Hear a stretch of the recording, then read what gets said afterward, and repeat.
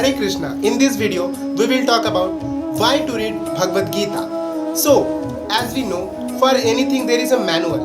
We buy a refrigerator, television, mobile phone or any equipments we buy, there is a manual given. So, by understanding, by reading the manual, we are able to handle that, to operate that device. So, for our life, our Lord who has created us, Sri Krishna, the Supreme Personality of Godhead, has given us life manual. What is that life manual? That life manual is Srimad Bhagwad Gita.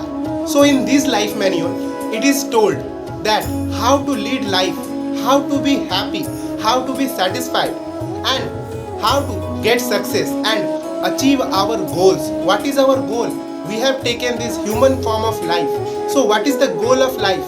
Everything, answer to your every questions is given in this book. So it's my request to you all, please read Bhagwad Gita and live your life to the fullest.